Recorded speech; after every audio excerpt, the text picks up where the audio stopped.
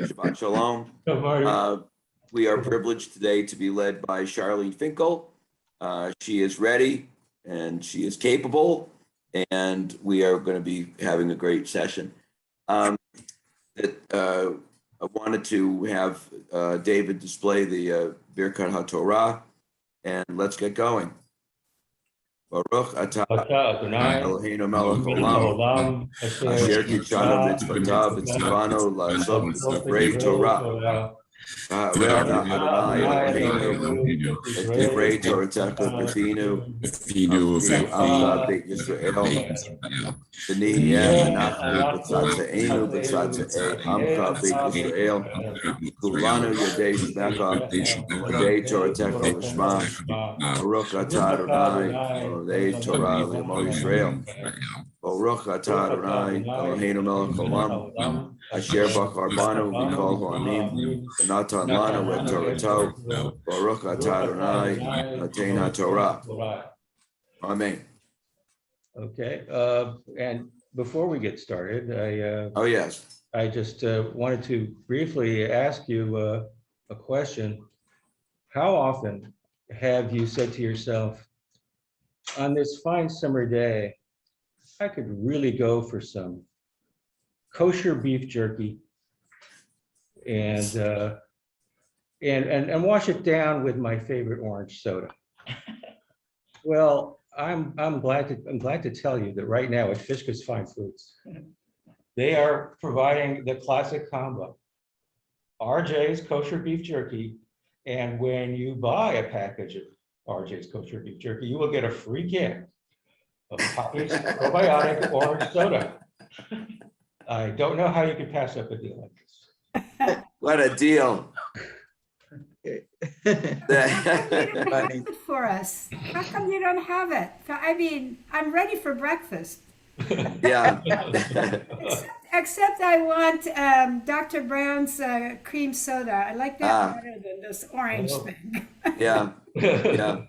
Where's our other Texans when you need them? Just have one Texan today. What's going on? Well, you're representing the entire state of the Jewish population of Texas, Joel. I'm happy to represent Texas. Somebody has to do it, and you're it. I'll be happy to step up and do it. I understand we have Kinky Friedman is on deck for next week, so. Okay. Anyway, enough frivolity. Charlene Finkel, take it away. You're muted. You are muted, Charlene.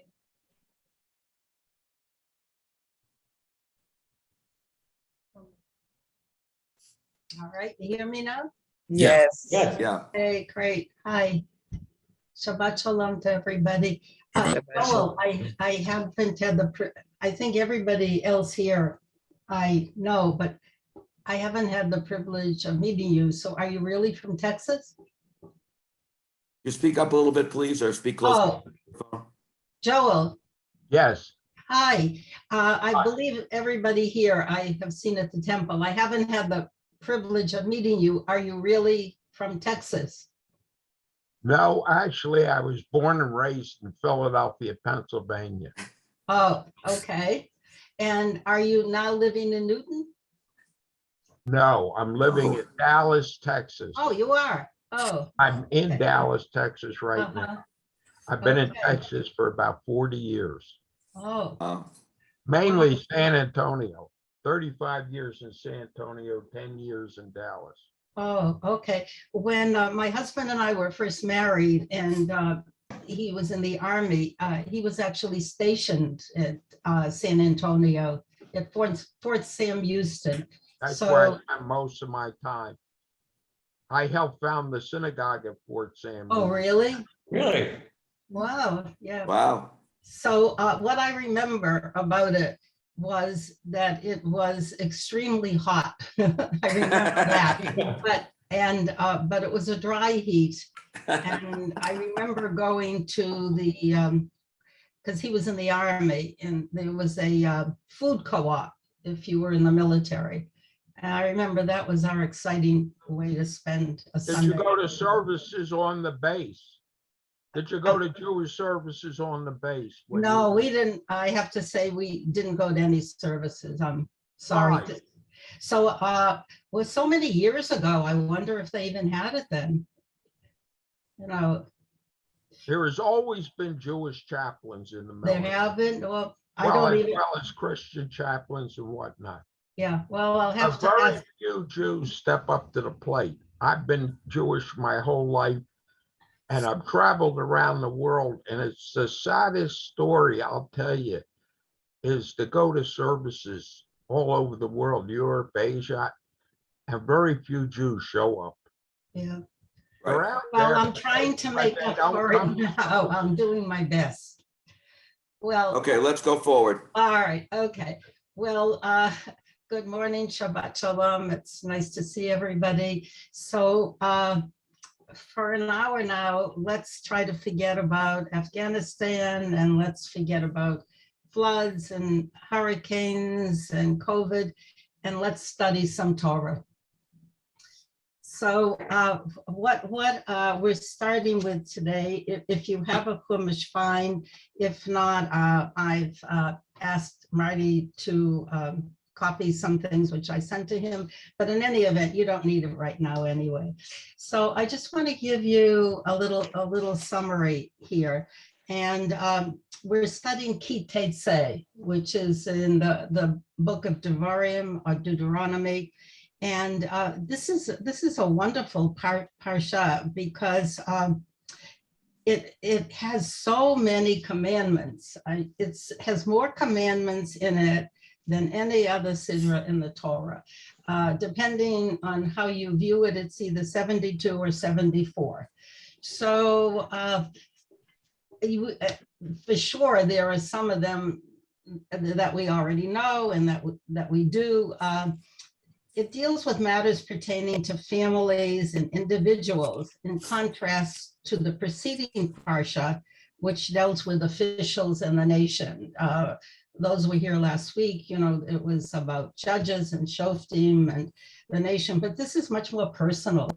It's about how we conduct our life. And it covers pretty much all aspects of human life: marriage and divorce, treatments of strangers to society, which we hear about all the time, what to do if you find lost property, the care of animals, the protection of species. I mean, pretty much anything you can think of, behavior in war.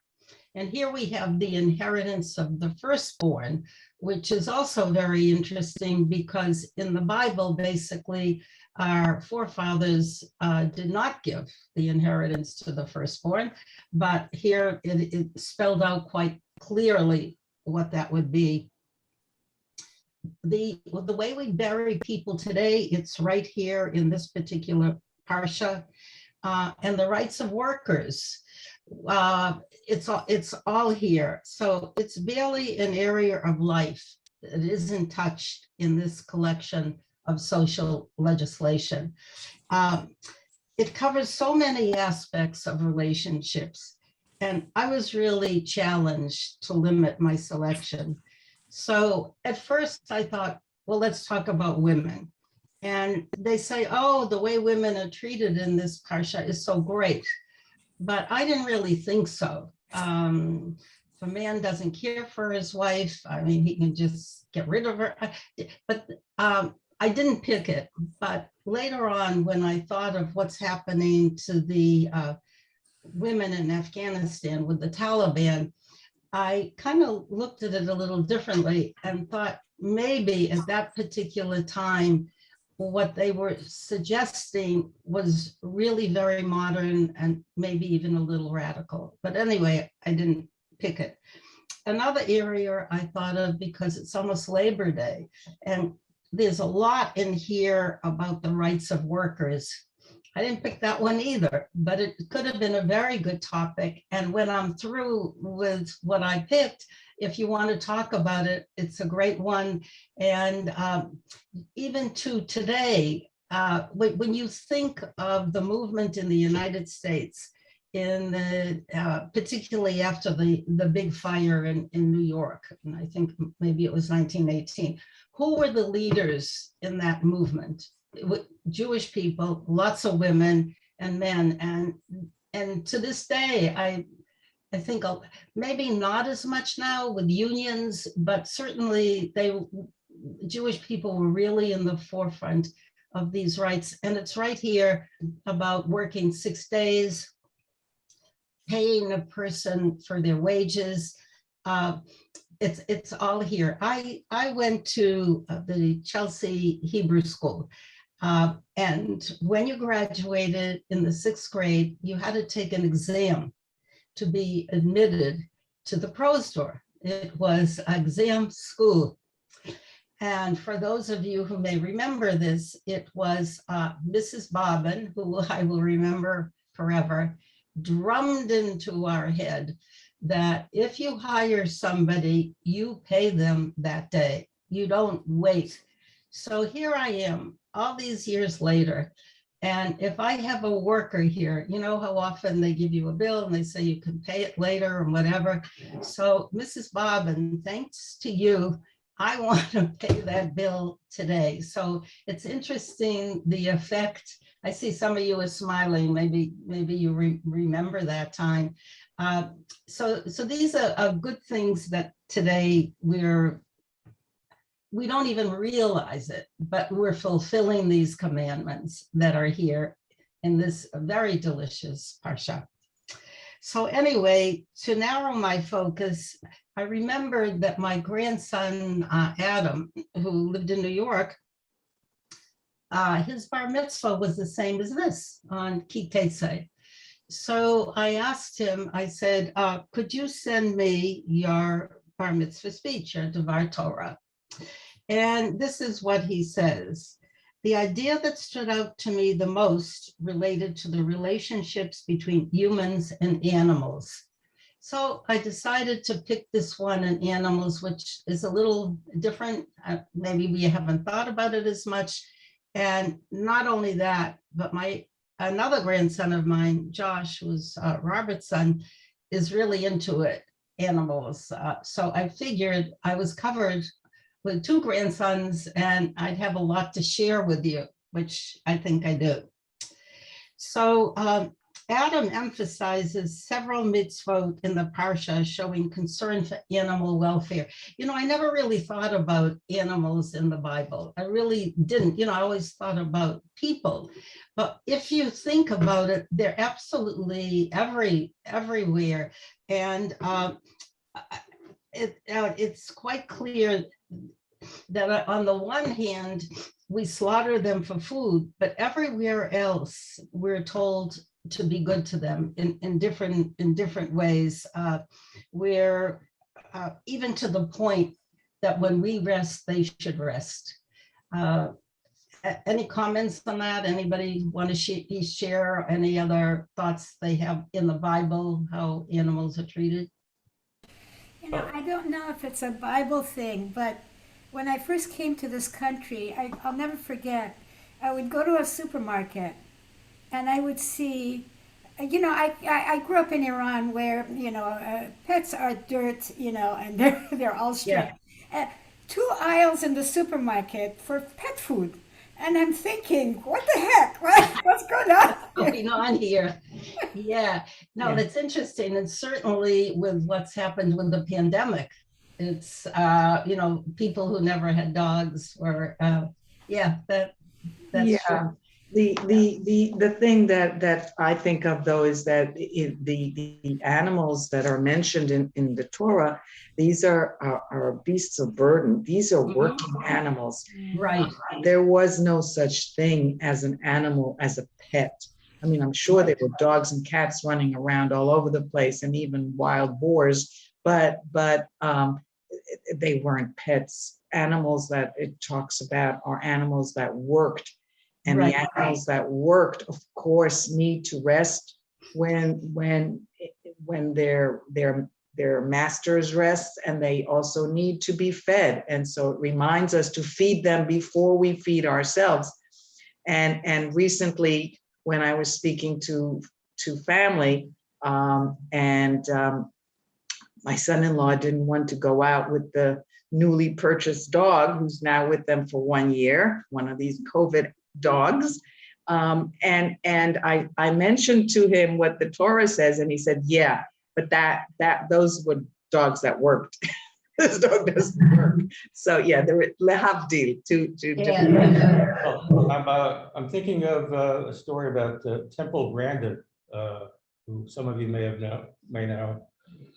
She's a woman who has designed slaughterhouses in this country. I think most of the feedlots and slaughterhouses in this country at this point are based on her designs. She designed them in a way to minimize the anxiety that animals fear as they are being processed.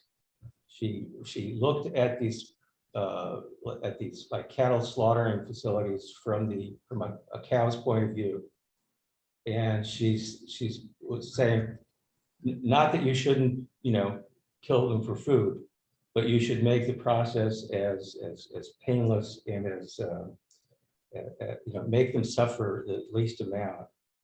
And she at one point denounced kosher slaughtering methods because she thought that they were inhumane, and to her credit entered into a dialogue with the Jewish community and Jewish slaughterers, and came away with a better understanding. And I think they also came away with a better understanding of how to think of cows and how to minimize their suffering. And they came to some agreement about what works that would be compatible with kosher and also satisfy her that the animals weren't suffering unduly.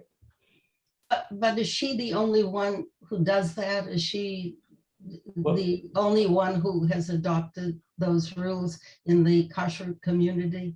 Well, she's not, she doesn't do her, she designs the facilities, and she'll design them for, Oh, I anybody who see. wants them. I was thinking that we don't eat the beasts of burden. That's number one. Number two, I think what you mentioned, Charlene, was really appropriate when you said, we only eat a small amount of the animals on the earth. They have to have cloven hooves. They have to have other characteristics, chew their cud. But that's a very tiny subset of all the beasts that are on the earth and the animals on the earth. So I think that we have made a sanctity of animals and the respect. I'm sure you're going to get to the shooing away of the mother bird in order to get to the Right. Oh, yes, I am. All right, I don't want to steal your thunder, but in other words, these are all respectful ways to deal with nature and holy. Yeah, I'm also going to talk about being a vegetarian. I'll just get to that just for a second. In my reading of this, one of the commentators, and I wasn't sure this was accurate, I don't know if any of you would know more about it. It said that before the flood, the Mabul, people did not eat meat. And it was only afterwards they did. Do any of you have any knowledge of that? There was one of the commentators said that. I had no knowledge of that. Okay, so one thing I was going to say is that animals are always part of the motif in the Bible. That's right. So many people are shepherds. David is a shepherd. There's respect for the sheep, and animals are part of the migration, the exodus. They're essential to life, even though we are restricted in terms of what kinds of meat from the cow, beef we can eat. That doesn't mean that we don't view it as a source of life. In fact, a lot of the kashrut is about meat. And so I think it's just an interesting motif. And when you think of all the shepherds and the other people and sheep and cows and the way they became part of the narrative, it's just an interesting theme. So I'm not surprised then that they have laws that sort of reflect how to interact with Yeah, other living things, other living beings, other living things that are so critical to our sustenance. yeah, Well, think of the 23rd Psalm. Yeah. Yeah. Charlene, just Yes. before we moved on, I sure. wanted to go back to what you said also about your teacher, you know, in Yes, sixth grade. Mrs. Sort of Bobbin. the part of the overview of this for me is so important is sort of the idea of how these ethical ideas and this parsha is sort of chock full of them stay with us, you Yes, know, from childhood and become part of us as individuals and certainly part of us as a culture. And when Varda, you said that about feeding animals, it reminded me of being 10 years old and having aquariums. And I remember the concept learning somewhere at that point about being a tsar ba'alei chayim.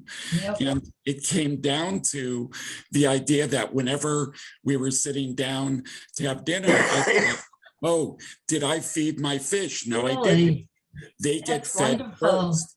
That, You know, and that- so yeah, when you're 10, that's the version. And hopefully, you know, we translate these different things like feeding our fish first, you know, throughout our life Yeah. to Yeah. other ethical Yeah. ways. that's exactly, I mean, I had to be 11 or 12 years old and I'm not the end and I'm way past that. And I remember it like it was yesterday. I mean, she just drummed it into, of course, she had another motive. There was competition about which Hebrew school had the students that got the highest grades when they applied to the Pros Tour. And we always scored very high because, you know, it was drummed into our heads. And just for remembrance, to show you how things have changed, there were 3 sections at the Pros Tour, Aleph, Bet, and Gimel. And Aleph was you were the best students, and Bet next, and Gimel, one teacher asked another, well, who's in Gimel? And the answer was, oh, the gangsterim. And meaning the gangsters. And for PS, almost everyone in Gimel became a rabbi. So and that's true. That is not fabrication. So anyway, oh, I did want to say, when we were just talking about animals, I was thinking of Noah in the Bible. I mean, there was Jonah in the whale, and then just about everything, the commandments, it's just there. But what I'm going to focus on now, and Marty mentioned, was the bird, but I also gave him, was anybody able to show this on the screen, Marty, about the birds that I sent you, that sheet? No. David, did you get, I sent you an email yesterday to put up on the screen. I didn't see your email. I'm sorry. Okay. Okay. All right. Well, then the answer is no, sorry. Okay, all right, it's not that much of a problem. If anybody has a chumash and wants to look at it there, you can. But if not, I'll just read it. So does anybody have a chumash that wants? Yeah. What verses, where are you going Okay, exactly? so I'm going to tell you, I'm on page 1116. Oh, not page, chapter and verse. Give chapter and verse. Cookbet, Yeah, 17. 22, Oh. 1 through 4. Thank you. Okay. I'm going to discuss it anyway, so if you don't have it, it's really not that much of a problem. So here, once again, Mrs. Bobbin comes into play because this is what we learned in detail. And a lot of them you already know. There is the sending the mother bird away, which I'm going to talk about later in depth. Do you guys who have a chumash have it? Yes. The mother bird is on Vav, verse 6. Mhm. Okay. So the mother, sending the mother bird away, where you don't take the eggs away from a mother bird as she's watching, you wait till later. Muzzling an ox and thereby preventing it from eating while it is trending grain. I saw, you can read that, but doesn't have that much meaning. I saw a photo of that and it was really startling. You see an ox and it's muzzled and it's trying to do its job, but it wants to eat and it can't. And when you see that picture, it has a lot more meaning. What just happened? Why am I on David? Charlene Finkel sent me this for tomorrow. How come I lost everybody? I was trying to share a screen. Okay, I think the moment has already passed. All right, forget it. Okay. All right. Hi, everybody. We're All right, back. never mind. I'll tell you them anyway. It's not such a big deal. Anyway, I saw that picture and you can read something. You imagine this ox is trying to eat and you're preventing it from, it's a cruel thing. The other thing was using an ox and donkey together to plow a field because you're pairing animals of different sizes and that's just not going to work. There's a whole thing that's returning a runaway animal. Make sure the owner gets it. Helping a horse who falls on the road. And rules about feeding your cattle before yourself, which we just talked, many of you here mentioned feeding an animal before you feed yourself. As a matter of fact, Roz is here and her son, besides being a rabbi, is a farmer. And she told me that that's what he does. He feeds, right, Roz? You want to talk about that? One of the first times I visited, it was a 3.5 acre farm and he farms it himself. And I was there and I thought, well, I'd give him a treat. I'd make his breakfast for him because it's been a while. And he said, no, I can't eat. My animals have not yet been fed. And out he went to the barn, fed all his animals, gathered the eggs from the hens, milked the goats, did the various things he needed to do. Then he came in and he quickly grabbed breakfast before he went to his shul to lead services. Okay, tell us which animals he has. What does he have? He has goats, hens, roosters, and he had bees until there was a bee problem in the Pioneer Valley in Western Mass, and hopefully he'll have them again. Okay. Thank you. But by the way, do any of you have farm animals? No. Oh, okay. I was actually surprised. My primary care doctor, I don't know how we got on the topic, but besides being a primary care doctor, he has lots of farm animals. So I don't know. I thought maybe some of you did. So I had chickens growing up. Growing up in Israel, we had a chicken pen in the backyard and grew chickens because we ate their eggs. Okay. Me too. Who else? I can't. It's Esther. Me too. Oh, in Israel. Also, you have recollection. Well, my grandmother, great-grandmother, who I never met, apparently she was the chicken lady that in Chelsea you went to her when you needed a chicken. So that's my kesher with it, you say. So I have I just read all those to you, and I have a basic question. Do you think these examples show an ethical concern for animals, or is really their purpose to aid humans? In other words, if they have a day off, they'll work better, if they're not exhausted. And if they're fed well, they'll work better. So do you think this is because we really care about animals?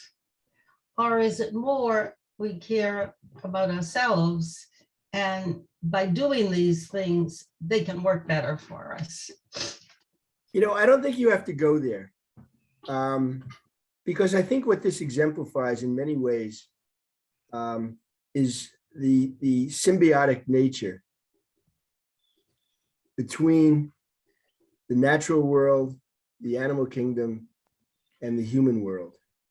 And that we all live in community and symbiosis with each other. And I'm reading this wonderful book, David Rosenson will be sick of hearing about it again, but it's called Braiding Sweet Grass, Braiding Sweet Grass. It's written by a professor of botany who's also a Native American. And she, in many just fascinating examples, she describes how in the plant world and also in the animal world, how everything is supporting everything else from the very beginning to the very end of the life of each plant, and both within the plant and between plants and with animals and between humans. And she points out this irony that, you know, in many cases, both animals, humans, and even plants need to kill other plants and animals in order to survive. But there's also a relationship with that other plant and that other animal. And there's a respect that grows from it. And the Native American community, at least her particular tribe and many other tribes that I've read, really feel this symbiosis between the natural world and their needs, but also recognizing the needs of those whom they're interacting with, and in some cases, killing to support themselves. And it creates such a beautiful symbiosis that it's certainly a fair question, Charlene, but I think there's a way of getting even past that question and saying what's good for us is good for them, and what's good for them is good for us. And when you live in community and harmony like that, it just creates this beautiful world. And I think that's the larger lesson from it. And I think what we're reading here, what you've brought to our attention, is part and parcel of that whole outlook on life. Yeah. Did you know, I learned this from my grandson, Josh, that we share 50% of our DNA with bananas.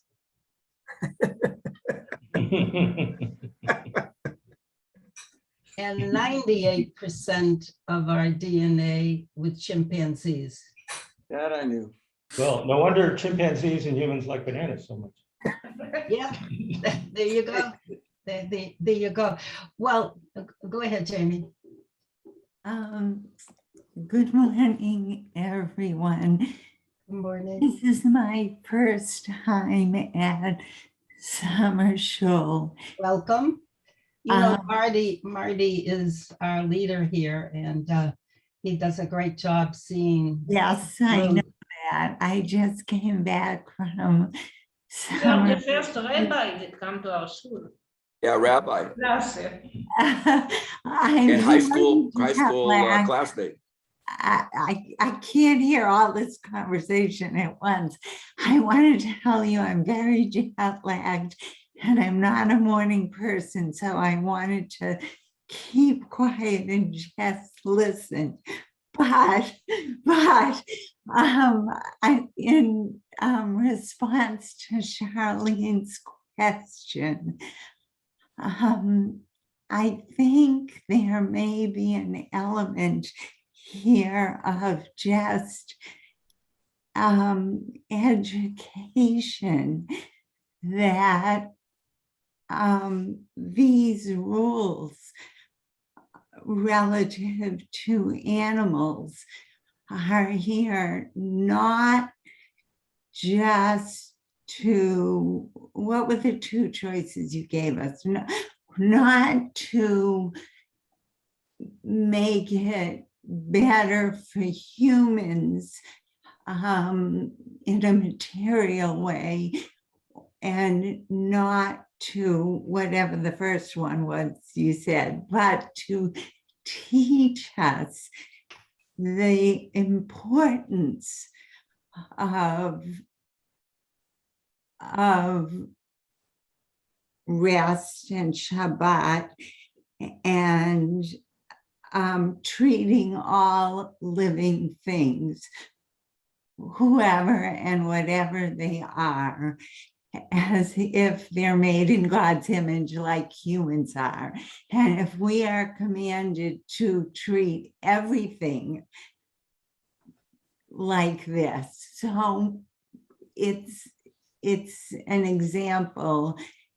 It emphasizes how important it is.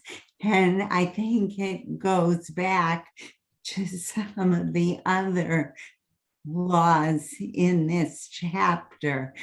Particularly, I'm thinking of the Ben Sarer Umoreh,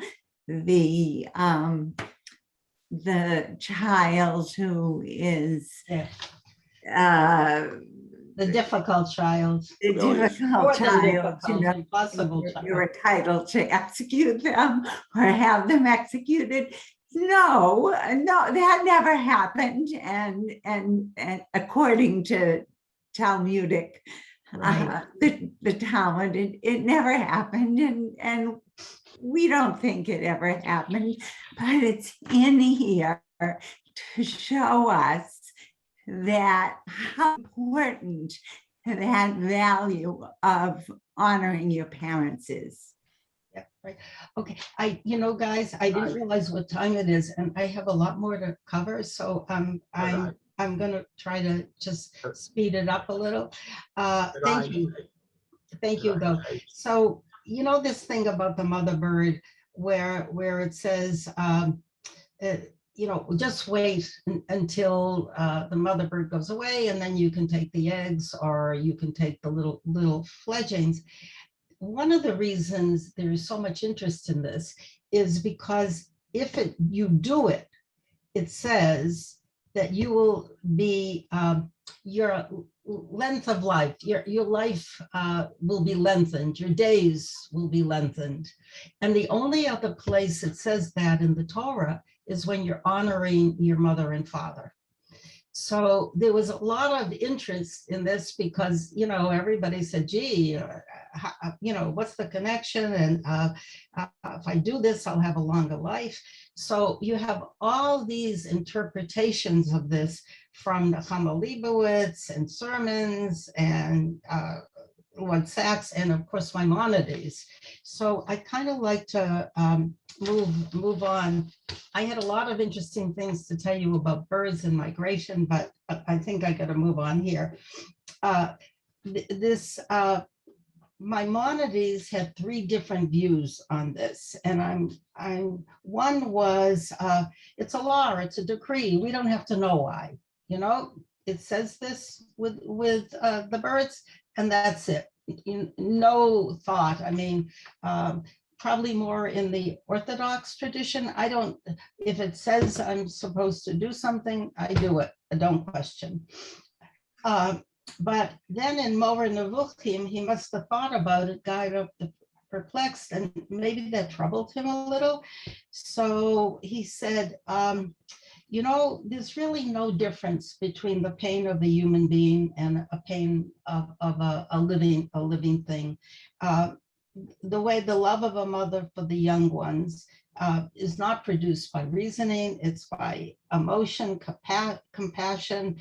And so to avoid psychological distress, we'll do this. Of course, I don't know that it does do that, because the mother bird comes back and the eggs aren't there and the birds aren't there. So I don't know. I didn't quite see it as that. And then Rabbi Sachs and others have said, well, wait a minute, animals are conscious beings. They're capable of distress. As somebody said before, Tsa'ar Ba'alei Chayim. And as much as possible, we should avoid the stress of an animal. And he goes on to comment about, and people may know things about this, about recent findings in biology, where are suggesting that many species resemble humans in their ability to form groups, to display a range of emotions, mothers bonding with the young. So I spoke to my grandson, Josh, who had volunteered for 4 years in high school once a week at the zoo, Franklin Park Zoo. and has taken a lot of courses on animals. And I was asking him about this, and he talked about the social order of animals, that some of them actually mourn the dead. If they see a dead animal, they'll cover it up with leaves. They won't just leave it there. He mentioned elephants in particular, that in Africa, this man has established a wildlife trust where they rescue orphan elephants. And when they began doing this, they had one helper with one elephant. And when they were trying to wean the elephant, he couldn't be weaned. He was just so attached to the mother that was his mother now. So now they don't do that. They have different people rotating because they couldn't get that elephant to go into the wild. And that was their goal. That was the goal. I want to tell you a personal thing. Josh had a personal relationship with Gigi, a gorilla. And every time he went to the Franklin Park Zoo, he would go over to find Gigi, who was the oldest of the gorillas. And the other gorillas would see him there and they'd nudge her because she was the grandmother, you know, and she'd go over to the glass or whatever, and he'd sit there, and every once in a while she would take her paw, and you know, she couldn't touch him, but to show that there was a relationship. So basically of these examples, I'm sure there's so many more. I just don't think we know. There is so much we do not know about animals. I think that's now this last one of Rambam is one that I think, Jamie, you kind of just alluded to.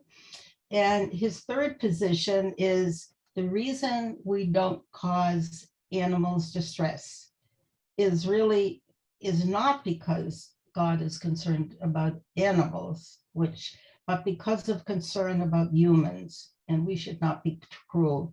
The rules are intended to have an effect on us by training us not to be cruel. And Maimonides says the reasons for the ruling are decrees to include humanity in us, so that we would have humanity towards people and towards animals. And the Torah just recognizes a link between the way a person treats animals and the way a person treats human beings. I'll never forget an experience Richard and I had. We were out for lunch in Delray and outside, a lovely day. And this man was sitting with his dog, and he was eating away, and the dog was starved. And every once in a while, he'd give the dog a crumb. I thought I was collapsing, you know, and the dog was miserable.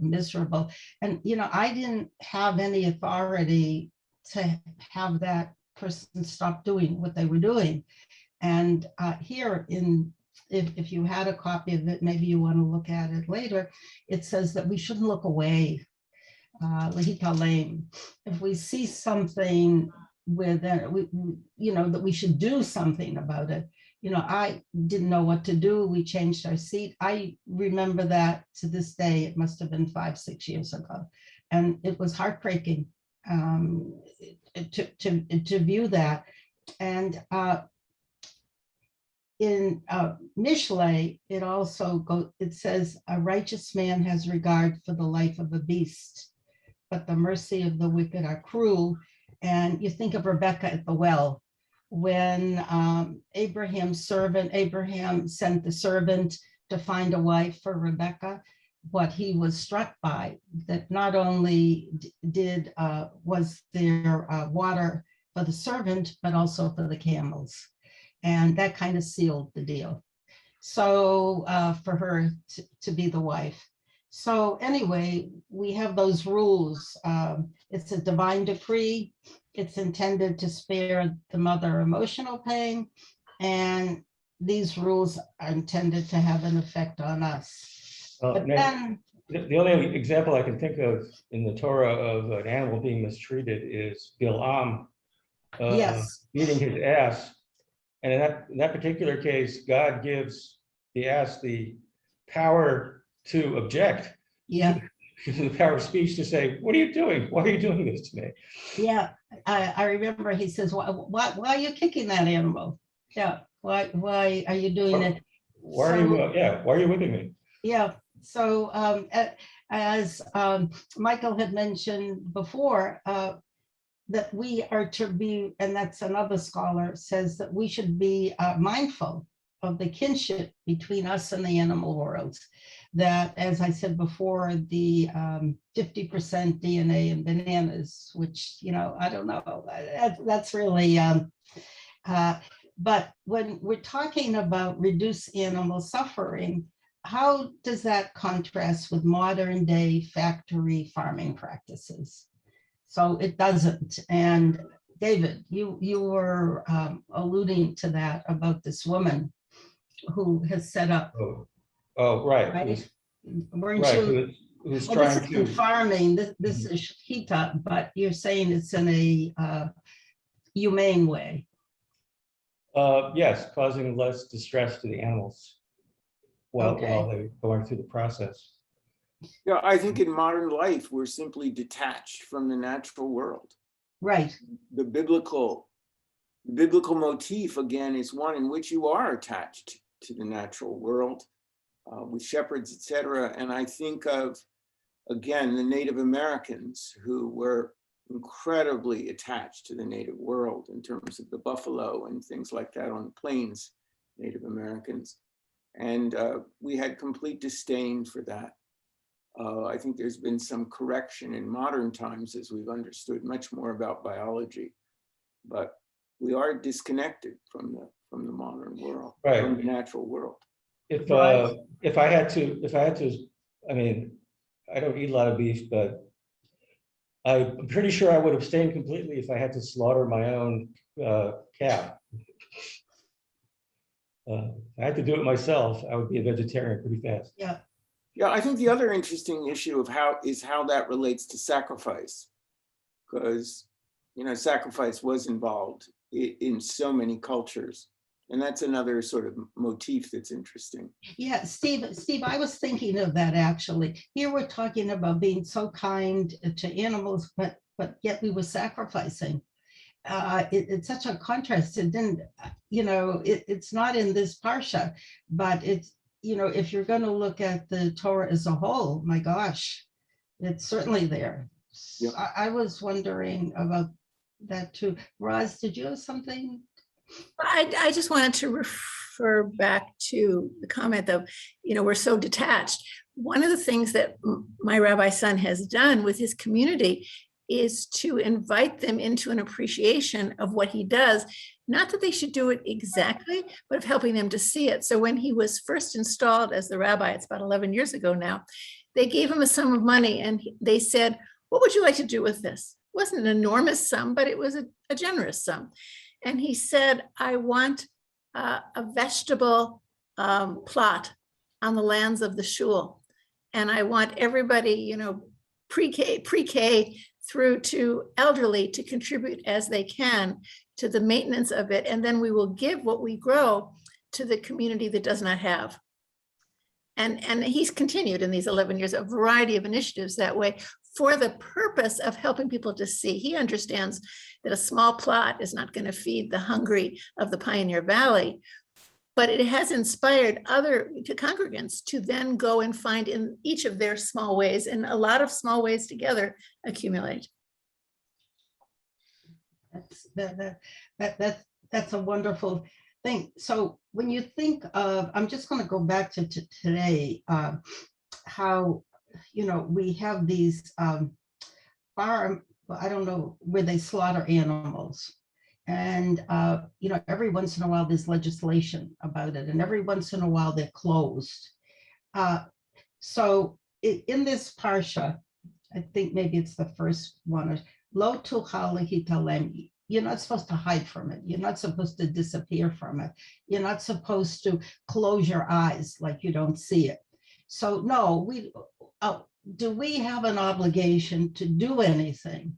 I imagine there's some kind of legislation now about these slaughterhouses. It's not only for the animals, but the way the workers are treated. And I think a lot of them came down with COVID during this. You know, where are we in this? Or are we in this at all? Well, I think that detachment is in many ways responsible for the situation we find ourselves with climate change. We just don't understand, because we have no relationship with nature, first of all, what nature gives us, but the effects we have on nature, because we're never thinking about nature. We never think about, all right, where does my food come from? How does it get there? How does it get on the plate? What are all the things that make that up? And if you ever started to think about that, that would take you back to the smallest little creatures in the sea, to the most sophisticated food processing, because it is all interconnected. And I think that detachment, we are now seeing the price we're paying for not being aware. And that detachment not only has made us not aware, it's made us almost callous.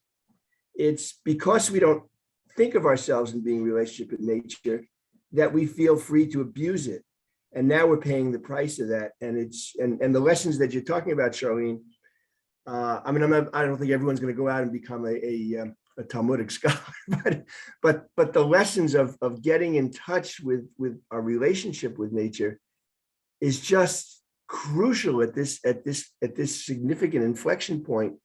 And I just wish that there were ways that we could compel people to realize that they can no longer afford to be detached from nature. Yeah, I think maybe slowly with climate change. I mean, like we may have a hurricane today, and you know, the heat, maybe, and that somehow gets to being a vegetarian. Josh also told me this. You know, the whole thing, should we eat animals, and the corn, and to feed them, you need so much land, which we don't have. So he was telling me, I didn't know this, maybe you guys do, that labs now are able to grow meat by taking a cell from an animal. And I didn't know that at all, but I looked it up, and that sounds wonderful. We could have our meat, but you know, we don't need as many animals. And then they're doing research on that in England. And what do they find? It causes more CO2 emissions than if we just had the animals. So it's not a solution. It sounded good. So to your point, Michael, there's so many people say, well, the Torah, you know, it's a long time ago. How does it relate to me? You know, it's nothing new in it, and it's nothing in it for me. And that's not true. There's so much in it. I'm a legislative type of person, so I just, you know, there's so much. We have so many issues about voting rights and everything. I didn't have a chance to look up what are we doing about these shechita, these slaughtering houses, whether we have legislation about We've had laws on the books since the There are. 1920s. David, you're talking? Yes. After Upton Sinclair published the book, The Jungle, about the Right. meatpacking industry, that was the beginning That's of right. extensive legislation at the federal level when it came to the quality of meat. Now, the legislation and the regulations were there explicitly to protect humans. There was no ethical component as far as the animals were concerned. It was just with the humans in mind. So I think it's only through the efforts of people who insist on caring about the ethics of animal treatment that their situation has improved. Yeah, I don't People know. who, free range chickens. And of course, once again, it's hard to separate benefit for humans and benefit from animals. I mean, we know there's a problem with the broad use of antibiotics in animals and how that's hurting us in the long run. Wholesale use of antibiotics just to keep the herds healthy. Yeah. The, I wonder if the Humane Society is all involved in that, or is that more with pets? I don't know. Well, I don't, I'm not with the people who throw red ink on the women who wear furs. But their, spirit is the same. Among the 6 laws of Noah that are supposed to apply to all of humanity and not just to Jews, one of those laws is a prohibition on eating part of an animal while it's still alive. Yes. And that is has nothing at all to do, as far as I can see, with benefiting humans. That is purely an ethical constraint for the benefit of the animal, to avoid the worst kind of cruelty to the animal. Right. So, Okay. Any final thoughts, Charlie, before we end our session? Okay, I just wanted to see, is there anybody who hasn't spoken that would like to share their words? I would Joel? like, yes, I mean, I looked at Briefly, this Joel. Parsha, and as you stated so beautifully, Charlene, there's 72 laws or commandments. You picked the one on animals, but I like to relate it somewhat to Afghanistan and the unjust world we live in, and the fact that possibly we should be doing something. I mean, what's happening to these thousands of people in Afghanistan and the world, the injustice of it.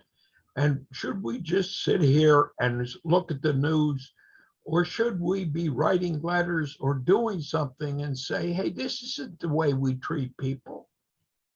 This isn't the way God wanted us to make a better world, is it? We have to do something. Right. We're not just a creed, we're a deed. We've got to make a better world. All right, thank you. I just wanted a couple of notes. First of all, thank you, Charlene. You did a great job as always. Thank you. We really do appreciate all the work that you put into this. Join us next week for Steve Bookbinder. He will be fabulous, as he always has been in the past. And then finally, we will have Bob Braitman on September 4th. So stay tuned for that. I might note that next week's Parsha continues this trend of looking at the laws and brings up the questions. I look forward to the discussion of, are we a light unto the nations? What is expected of the Jewish people? So look forward to that discussion. Thank you. Great. Also, that for the Darshanim that are on this session, that we're having a group Aliyah September 11th. So just to let you know. And with that, why don't we all rise for Kaddish Derab? All right, together. Yitkadal, Shmei Rabbah, Yalma Divrach Heratev, Yamlich Malchutei, B'chayachon of Yom Echon, Chayedachol Beit Yisrael, Bagalav Yishman Kariv, Yimru Amen, Yehi Shmei Rabbah Mebarak Le'olam U'Me'el Maya, Yitbarak V'yishtabach, Yitpawar V'yitramam V'yitnaseh, V'yitadar V'yitalev, V'yitalal Shmei Dekudasha, Richu, Le'ela Min Kol Birchata V'shirata, Kata V'nekamata, Da'amiran V'yalma V'yimru Amen. Al Yisrael V'al Rabbanan V'al Tamidehon, V'al Kol Tamidehon, V'al Kol Ma'an V'yaskim V'yaraita, Di biatar v'dei v'di v'kol atar v'yatar. Yehi l'chol l'chon shlomo rabba. Hina b'chista v'rachamim. B'chayin arichim. Bana v'richav. Amen. Yehi shlomo rabba min shemaya. B'chaim tovim aleinu v'yal kol Yisrael. Amen. Amen. Oseh shalom ramav. Ubarachamav yaseh shalom. Aleinu v'yal kol Yisrael. Imru. Amen. Shabbat shalom. Shabbat shalom.